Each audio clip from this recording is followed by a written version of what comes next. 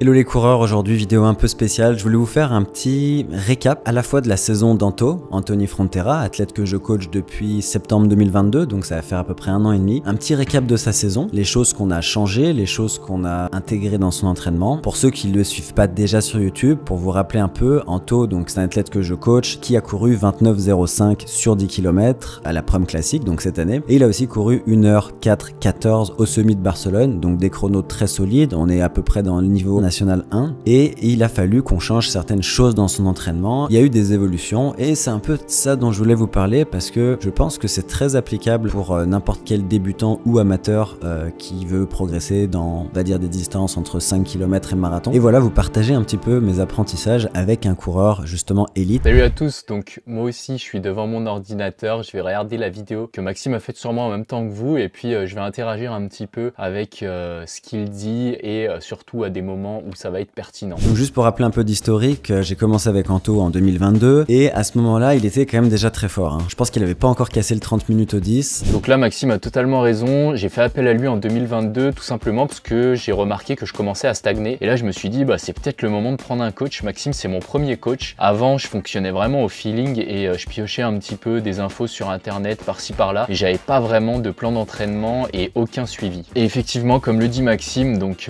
au début de notre collaboration, j'avais pas encore cassé les 30, mais c'est arrivé, je dirais, peut-être 2 mois après que Maxime a commencé à me coacher, donc ça a été très rapide. Quand on a commencé, tout de suite, on a commencé à faire plus de volume et au bout de quelques mois, il a couru 29 minutes 32, donc quand même une grosse progression, un gros palier. Et c'est là où j'ai compris que Anto, il avait un certain talent quand même, qui était à mon avis inexploité du fait que il était pas vraiment suivi. Anto, c'est quelqu'un qui se coachait tout seul, c'était un peu un électron libre, il savait pas trop, il y avait pas une grosse organisation, il y avait pas non plus une grosse volonté de créer quelque chose de plus professionnel parce que je pense que même lui n'avait pas réalisé aussi l'étendue de son talent quelque part. Et donc quand on a commencé à travailler ensemble, comme je vous disais, moi c'était mon premier élite, il a très bien répondu au type d'entraînement que je lui ai prescrit et là j'ai vraiment vu que ah oui d'accord, il y a vraiment moyen d'aller loin, donc c'était très excitant. Donc la première chose dont j'aimerais vous parler avec Anto, c'est un petit peu de parler de ses forces parce que quand on coach un athlète, n'importe quel type d'athlète en fait, c'est important pour l'entraîneur de faire le point sur les forces de son athlète et les faiblesses. Ma philosophie, c'est de maximiser les forces et de minimiser les faiblesses. Et quand je parle de force et de faiblesse, c'est pas nécessairement juste sur des aspects physiologiques. Ça peut être, et c'est même peut-être plus important, sur des aspects psychologiques qui sont plus en lien avec la maturité athlétique, la façon de s'organiser dans sa vie, les choix qu'on va faire aussi dans sa vie qui vont avoir un impact sur notre carrière de coureur, etc. Fait que pour moi, une des plus grandes forces d'Anto, et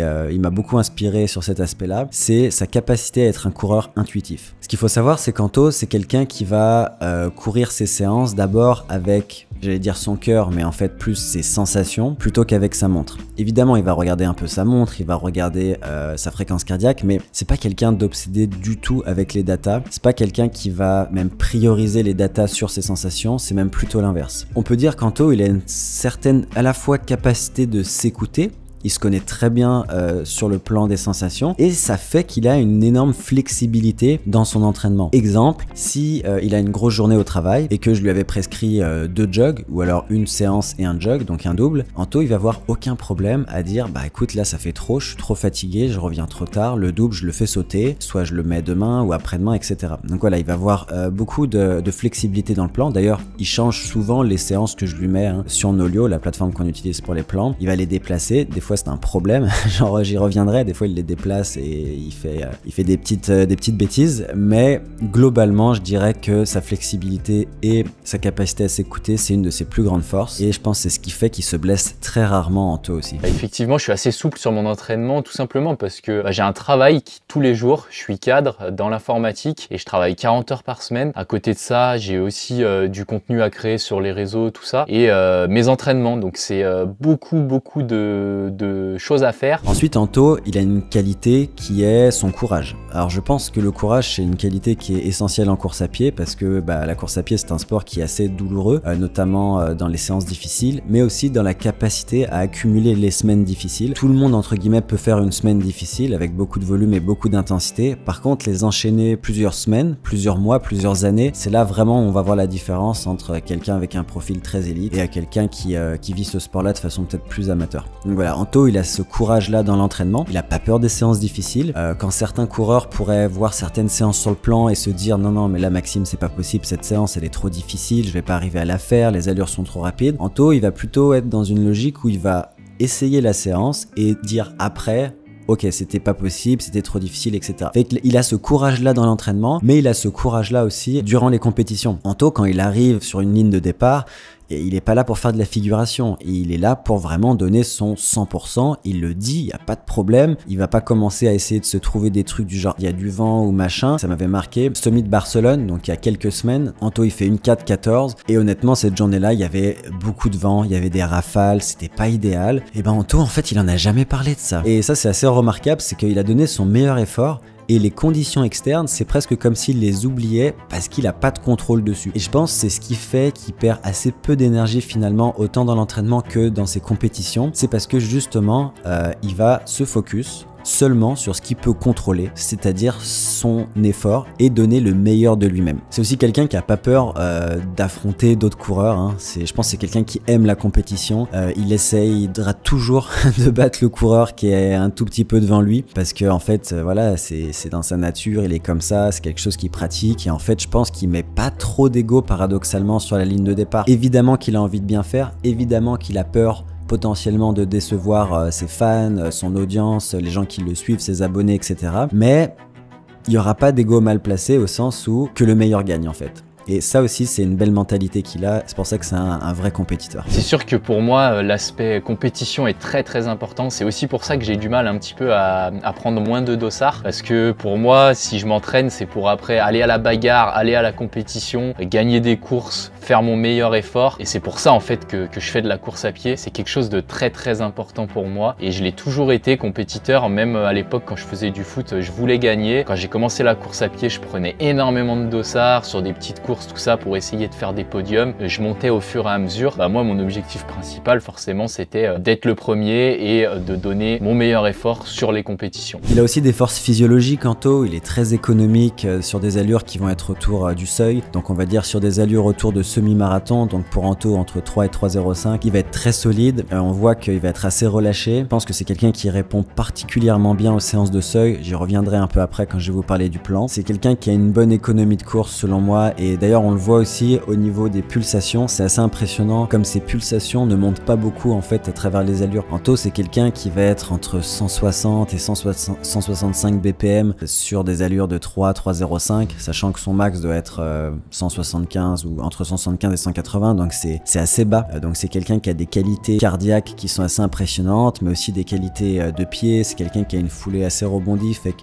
voilà, c'est quelqu'un qui naturellement avait certains talents, mais je pense que ces talents-là physiologiques en lien avec cette personnalité assez, mine de rien, relâchée, pas prise de tête et tout, ça en fait un coureur qui est très efficace autant à l'entraînement qu'en compétition. Donc ça c'est pour le positif, mais évidemment il y avait aussi des points à travailler et en tant que coach c'est le plus important. Donc ce qui est dur en tant que coach pour moi, c'est de pas être 100% du temps dans il faut faire mieux ça c'est pas assez, ça c'est pas bien, parce qu'en fait on érode un peu la confiance de l'athlète et c'est important qu'un athlète, peu importe son niveau d'ailleurs, il se sente compétent et il se sente confiant. Donc c'est vraiment une question de dosage et de bons moments. Il y a des bons moments pour donner des rétroactions et il y a des mauvais moments pour donner des rétroactions. Si par exemple un de tes athlètes vient de faire une très mauvaise course, je pense pas que ce soit le meilleur moment pour commencer à voir ce qui va pas dans l'entraînement, dans sa façon d'aborder les choses, etc. Par contre, quand l'athlète il est vraiment bien dans l'entraînement, il est solide, il fait des belles séances et tout, il est comme confiant un petit peu, il bombe le torse, là je pense que c'est des bons moments pour donner des rétroactions qui sont un peu plus négatifs ou du moins qui sont plus constructives.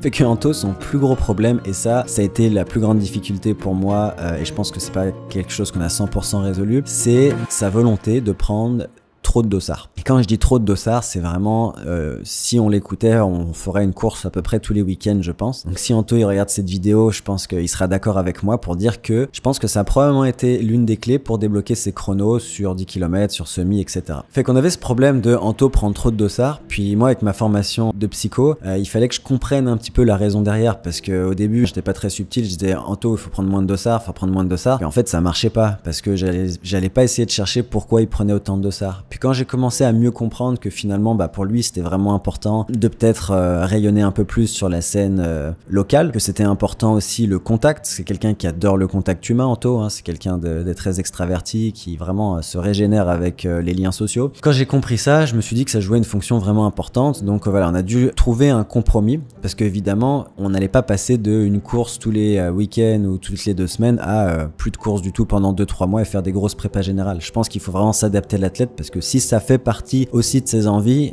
faut pas le brider. Par contre, je pense qu'il faut le contrôler. Et surtout, il faut faire en sorte que l'athlète il comprenne le problème de prendre trop de dossards. Donc c'est quoi le problème de prendre trop de dossards à ce niveau-là? Et probablement à tous les niveaux, mais je pense que c'est encore plus vrai au niveau d'Anto, c'est qu'on peut pas rentrer des gros cycles de préparation générale avec des gros volumes et un enchaînement de séances qui est intéressant. Si on prend un dossard un week-end, le problème de ça, c'est qu'on va devoir couper un petit peu le volume les 2-3 jours avant la course, sinon on prend des risques. On va devoir faire des séances de qualité avant et après la course qui sont un peu moins importantes au niveau du volume. On va pouvoir faire moins de choses et au final, on va perdre, si on compte toutes les courses, des semaines voire des mois d'entraînement sur l'année. Donc globalement, on a une capacité à s'entraîner qui est réduite quand on fait des courses. Alors on pourrait penser que la course va compenser ça parce que la course c'est un stress important. Moi je pense que ça le compense pas. Je pense qu'une course en moyenne nous fait perdre 2 à 3 séances de qualité et je pense pas qu'une course de 10 km courue à fond ou à 95% va compenser 2 ou 3 séances de qualité. Donc voilà, ça c'est mon avis sur la question. Paradoxalement, je pense que ça ralentit la progression de prendre trop de dossards. C'est pour ça que les pros, les meilleurs coureurs du monde, des fois pendant 2-3 mois on les voit plus, ils sont juste en train de faire une énorme caisse, une énorme base aérobie, puis de développer un peu toutes les qualités qu'il faut pour arriver dans le spécifique et la période de compétition plus tard. Donc pour résoudre ce problème avec Anto de prendre trop de dossards, ce qu'on a fait,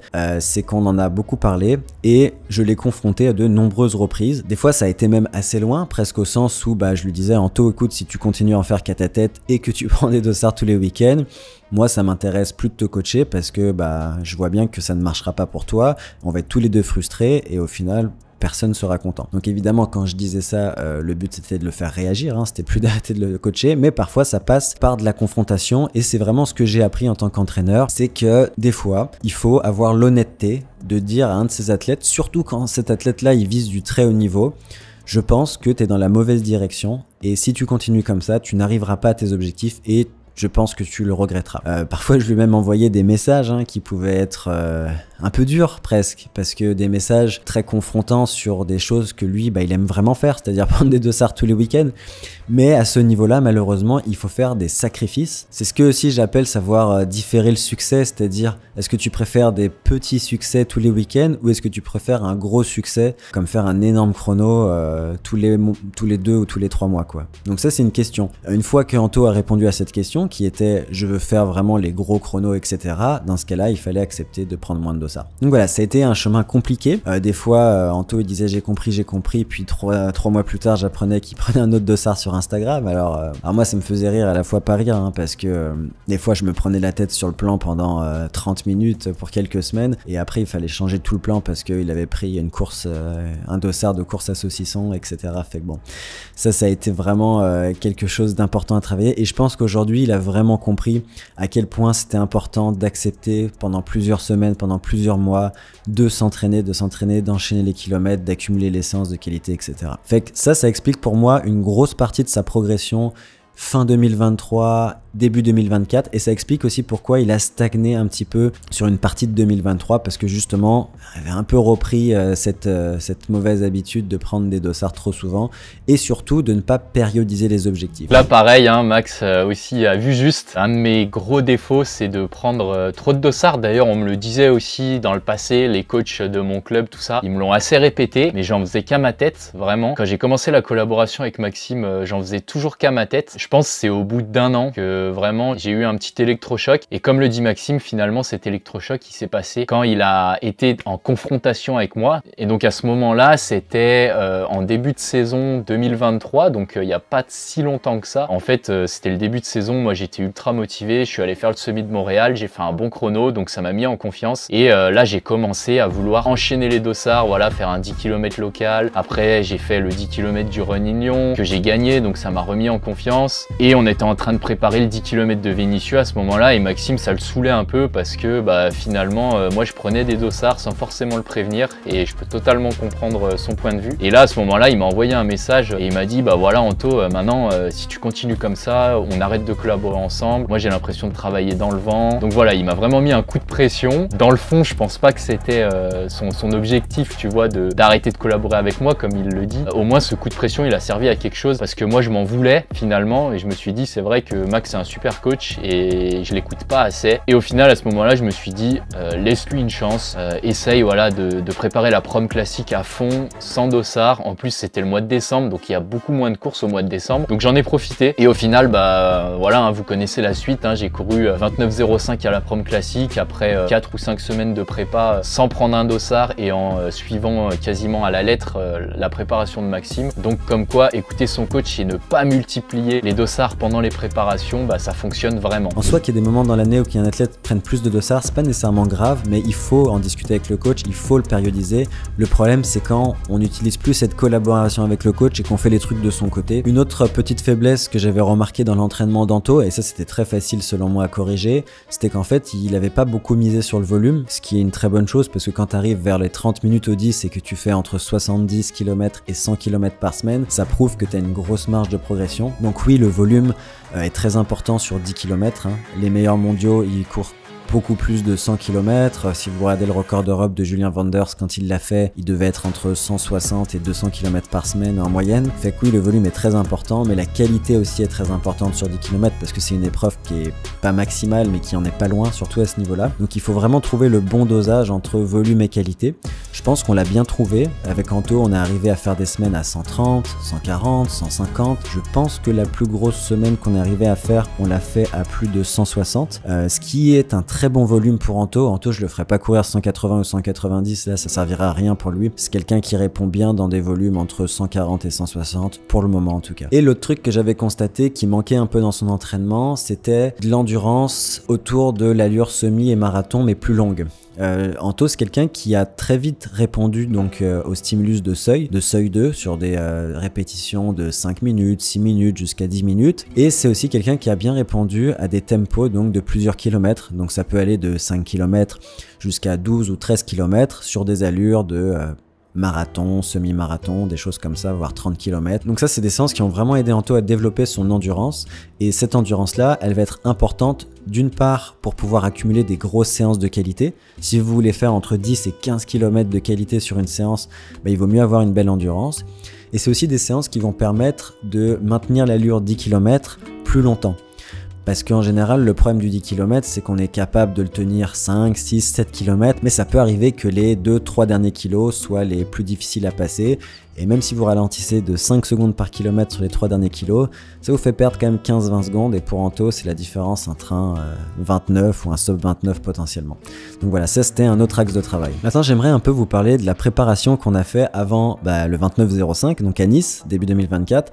Et aussi le semi de Barcelone, 1h04-14, donc deux gros chronos. Et oui, on a changé pas mal de choses. Disons qu'on a essayé des nouvelles pratiques pour voir comment ils répondaient. Et je pense que ce qu'on a fait a assez bien marché. Donc globalement, moi j'avais plusieurs objectifs. Le premier objectif, c'était de garder un haut volume d'entraînement parce qu'on voit que Anto, il répond bien à ce genre de stimulus. Donc garder un haut volume d'entraînement pour Anto, ça voulait dire entre 120-130 et 160 voire 170. Alors il n'est pas monté jusqu'à 170 Anto, même si je pense qu'il pourrait, mais à mon avis ce serait peut-être plus intelligent de le faire sur un camp d'entraînement où il a vraiment plus de temps, parce que mine de rien Anto c'est quelqu'un d'assez occupé, que ce soit entre son boulot d'ingénieur ou la création de contenu à côté. Bref, il fait pas mal de trucs, ce qui peut être un problème aussi parfois, et ça j'en ai pas parlé d'ailleurs dans les faiblesses, mais juste pour faire une aparté là-dessus, je pense que une des choses qui va débloquer Anto à long terme, c'est d'en faire un peu moins et d'avoir un peu plus de temps aussi pour pouvoir faire son volume, faire ses séances et tout. Si on y arrive, faire un camp d'entraînement au Kenya en octobre-novembre pour préparer un gros 10 km comme Valencia, je pense que ça pourrait changer énormément les choses, et moi je le vois courir 28-40, 28-45 voire mieux sans aucun problème s'il arrive à faire un gros cycle de 1 ou 2 mois au Kenya en altitude quoi. Donc l'altitude, c'est encore un levier qu'on n'a pas activé, ce qui démontre qu'on a encore pas mal de marge à mon avis. Donc pour en revenir à l'entraînement, je vous montre les dernières semaines, je pense qu'on est dans les 12 dernières semaines. Donc avant ça, on avait fait du volume et des séances classiques, mais vraiment rien de spécial. Donc juste avant ce cycle, il avait couru un 10 km à Vénissieux, je pense que c'était 29,47. Donc c'était une course pour voir où il en était. On a été quand même agréablement surpris, je pensais pas qu'il avait cette forme, mais ça prouve que maintenir son niveau n'est pas très difficile. Ce qui est difficile, c'est de passer justement à un autre niveau. Bah là, pour passer à un autre niveau, on n'avait pas le choix, il fallait qu'on change un peu la physiologie de son corps et qu'on envoie du lourd, quoi, en gros, hein, dans les termes communs. Donc qu'est-ce qu'on a fait? On a rajouté de la qualité et on a vraiment diversifié l'entraînement. Donc là, les séances que vous voyez en violette, ce sont les séances de qualité.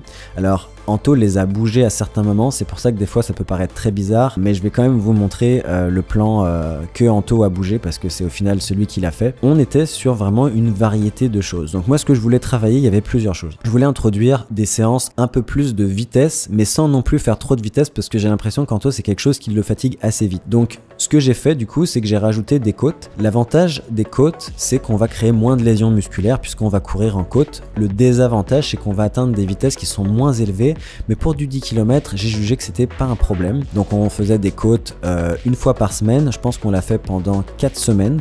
Donc on était sur un cycle un petit peu plus de puissance, même si on travaillait toutes les autres qualités. Donc un exemple de séance de côte, c'était 8 fois 1 minute. Et la récup, c'était juste de retourner au point de départ très lentement et de repartir. Donc là, on est presque sur des efforts maximum. Le but, c'est pas d'arriver non plus les mains sur les genoux, mais on en est pas loin. On est vraiment sur une espèce de fine ligne rouge. Au niveau du pourcentage de côte, je demandais à Anto d'être sur du 4 à 6% maximum. Le problème de prendre des côtes qui sont trop pentues, c'est qu'on va pouvoir atteindre des vitesses qui sont un peu moins intéressantes. Donc ça, c'était un travail qu'on faisait en général en début de semaine. On augmentait le volume à travers les semaines pour créer de plus en plus de stress et je pense qu'Anto s'y habituait aussi. Ensuite, un autre type de séance qu'on a gardé toutes les semaines, c'est des séances de seuil long. Donc vous voyez, on était sur du 3 fois 10 minutes, mais on n'était pas sur des allures très difficiles. On était presque sur du pace marathon à ce moment de la prépa parce que, je le rappelle, là je voulais faire 3 grosses semaines de volume et je voulais vraiment créer les fondements pour pouvoir mettre du spécifique plus tard. Et je pense que le spécifique, il faut pas le faire trop longtemps.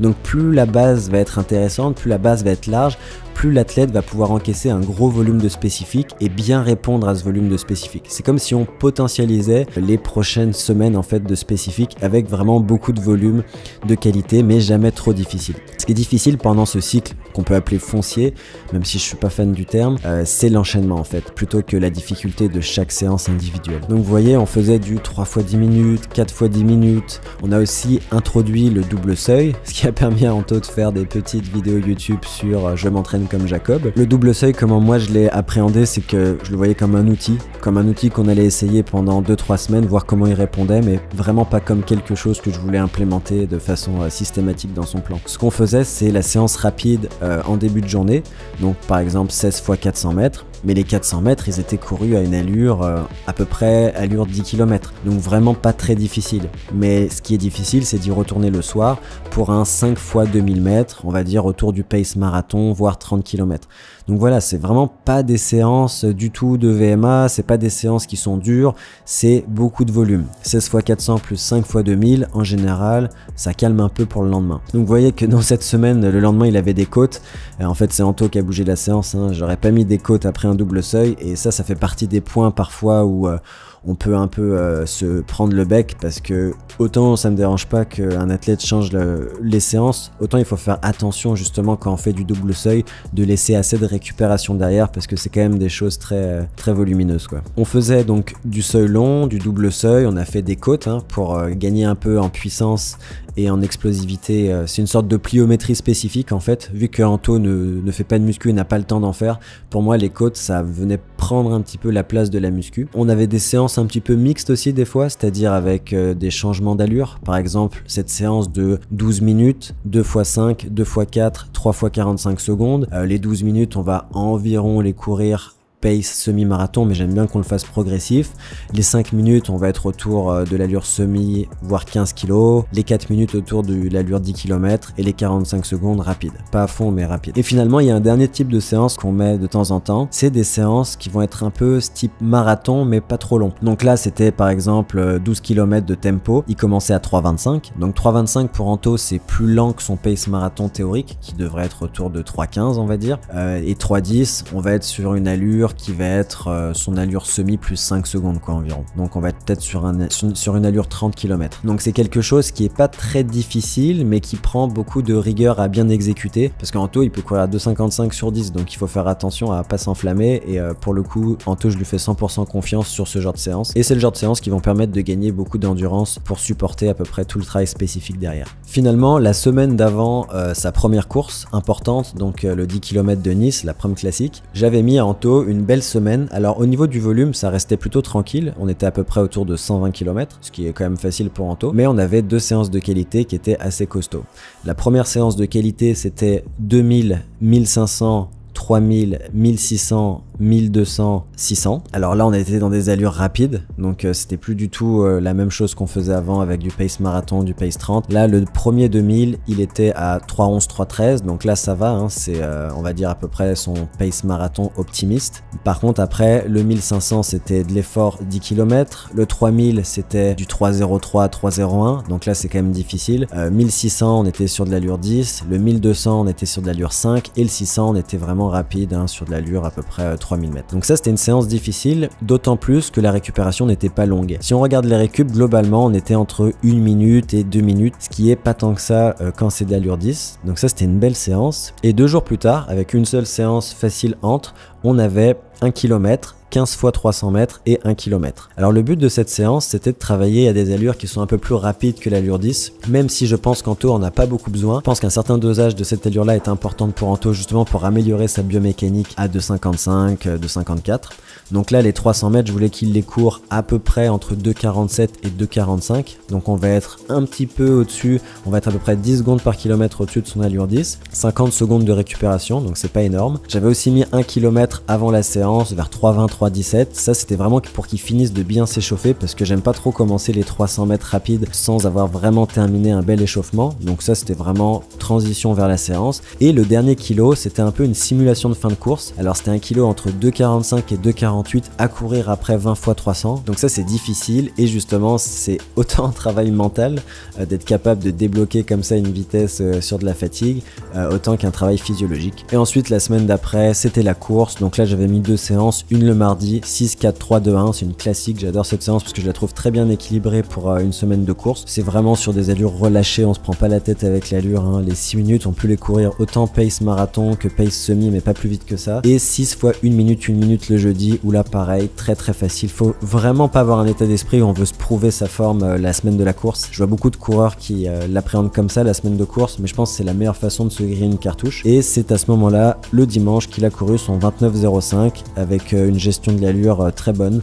J'étais agréablement surpris. Je savais qu'il était très en forme, je savais qu'il ferait un gros record personnel, mais je pensais pas que ce serait à ce point-là. Et finalement, je réalise que le sub 29 était largement jouable, et du coup ce sera pour la prochaine fois, hein, ce qui est très bien. Donc pour revenir un petit peu sur cette prépa de la prom classique, c'est là où je me suis dit allez, j'écoute Maxime à 100%, j'essaye de suivre le plan. Donc on a fait un mélange de méthode norvégienne pendant 3 semaines il me semble, et puis après un petit cycle de vitesse les 2 dernières semaines. Donc moi j'ai vraiment adoré cette prépa un petit peu hybride. Il y avait vraiment tout type de séances, donc tu vois, je m'ennuyais pas, je découvrais à chaque fois des nouvelles choses, et ça c'est vraiment cool. C'est jamais facile de s'entraîner pendant les fêtes, pendant l'hiver, tout ça, mais là vraiment j'étais motivé et j'ai pas senti de monotonie à aller à l'entraînement au quotidien. Et quand je suis arrivé donc début janvier sur la prom classique, je me sentais en forme, je savais que j'allais battre mon record. Moi tu vois, je pensais plus faire un chrono dans les 29-20, à la limite 29-15, vraiment sortir ce 29-05, même moi j'étais un petit peu étonné, mais voilà,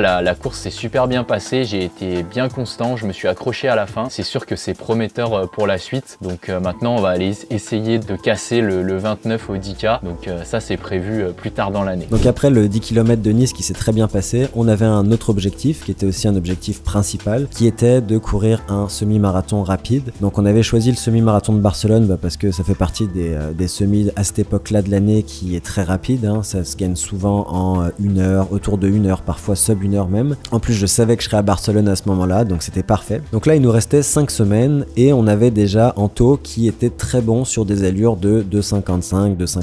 Donc moi je suis parti du principe qu'il fallait qu'on développe le plus possible ces allures entre 3 et 3,05 et qu'il fallait qu'on fasse de l'extension d'endurance à ces allures-là et qu'on maintienne en fait le travail qu'on avait fait avant. Donc logiquement, on voulait un peu plus de volume, des intervalles un peu plus longs et un peu de travail spécifique tempo sur les sorties longues du genre 40 minutes progressifs. Donc je prends cette séance pour vous montrer 40 minutes progressifs. C'est une séance que j'aime beaucoup. Parfois je fais 30, parfois je fais 50 ou même 60 pour les marathoniens. Ça va consister en 20 minutes autour de l'allure marathon théorique, marathon facile, donc pour Anto 3,18, 3,20. Une fois qu'il a fait ses 20 minutes, il faut passer à 10 minutes entre 3,12 et 3,13. Donc là on va être sur un effort 30 km à peu près. Et ensuite il nous reste 10 minutes à 3,06, 3,07 qui est un tout petit peu plus facile, mais à peine que son allure semi. Donc là on va avoir 40 minutes d'endurance, très beau stimulus pour justement supporter ces séances spécifiques semi qui vont être un peu plus rapides et c'est des séances auxquelles Anto va très bien répondre. La semaine juste après le 10 km, je vous l'ai pas dit mais on a fait une semaine très facile, je voulais vraiment qu'il récupère à 100% pour pas prendre le risque de repartir sur un gros bloc avec des niveaux de fatigue importants ou même avoir une petite blessure etc.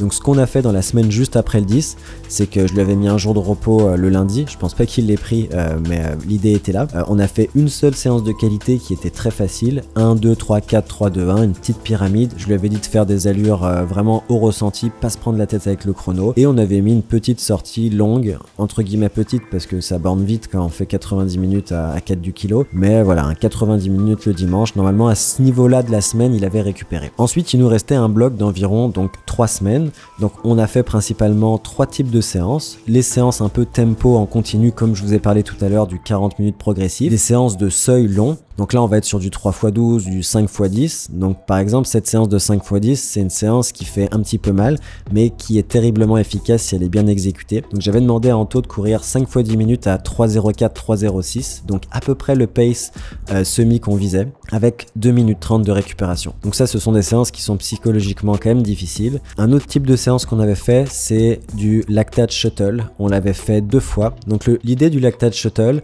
c'est de courir environ vers le deuxième seuil, de faire une toute petite récup et de courir plus vite que ce deuxième seuil pour stimuler le corps à mieux recycler le lactate et à être plus efficace sur des allures semi en fait, vu que le semi-marathon pour quelqu'un de ce niveau comme Anto là, ça va se courir autour du SV2. Donc je vous prends l'exemple de cette séance, 7 fois 1 km, 1 km.